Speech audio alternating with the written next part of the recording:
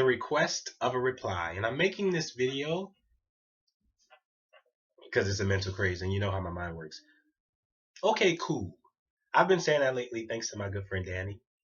You know, she's always like that. Okay, cool. I'm not going to be heated up by the frustrations within your mind or within your spirit. I'm not going to be heated up because you don't understand. I'm cool. I'm fine. I get it. I understand. And when I say I get it and I understand, it means I understand within myself.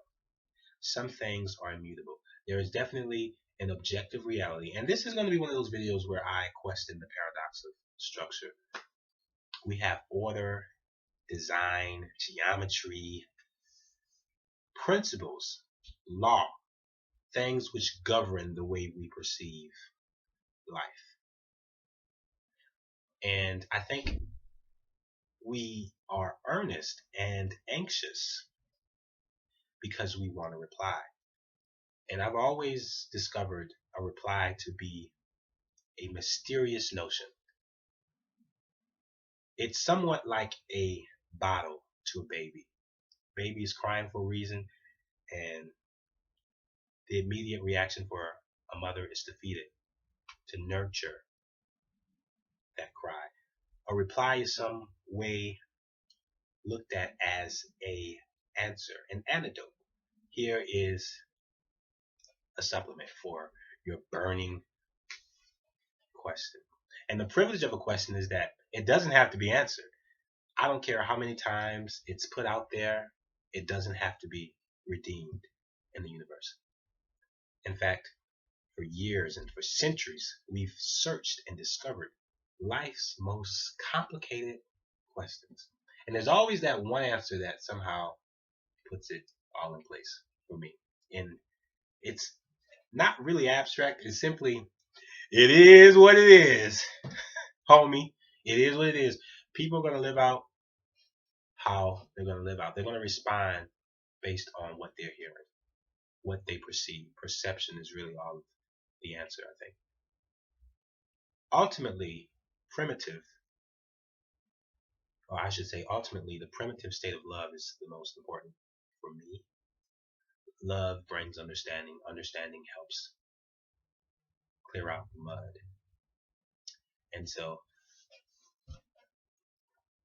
a lot of times, if you're walking out, you're going to become confronted because what you have on isn't necessarily cool looking, and you still got to be like, okay, cool. If I modeled my fashion on the premise of someone else's design, I would be a mannequin on Chicago Boulevard. Someone had an idea of how I should look, how I should dress, how I should sound, how I should perceive. If I actually fulfilled that person's desire, I would be a mannequin or a cog in a machine or simply sheep. There are many ways you can look at it, but we want to reply and answer a yes. Affirmation. And so when there are discussions of controversial issues, we all run for a reply. And there is a bias in that. There's a bias in a reply because oftentimes the reply is already grounded in the system of how we think already.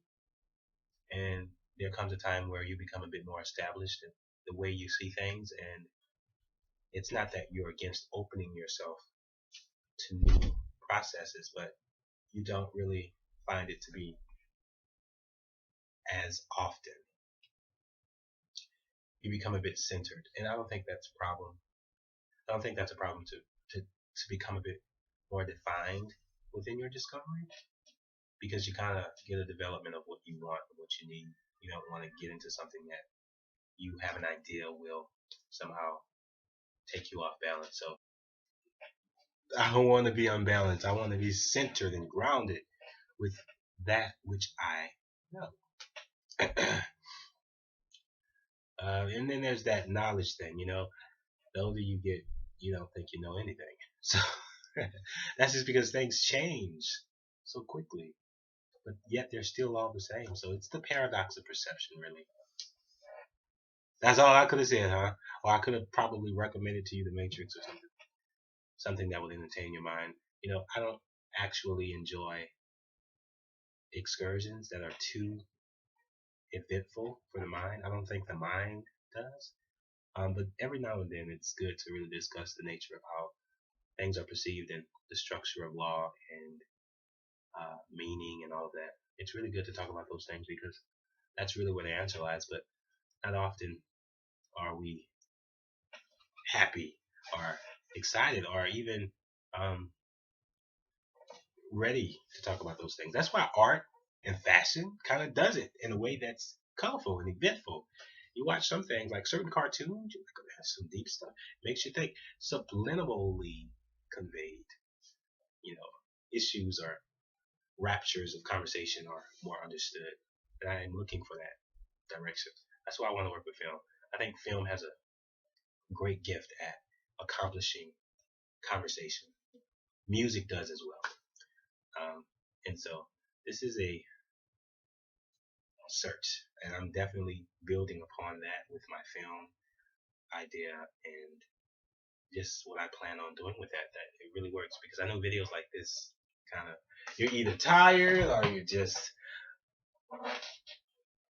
don't know where to go. It's just so much. So roar, request of a reply. Every human has one. I understand the roar. All right, class dismissed. Thanks for watching.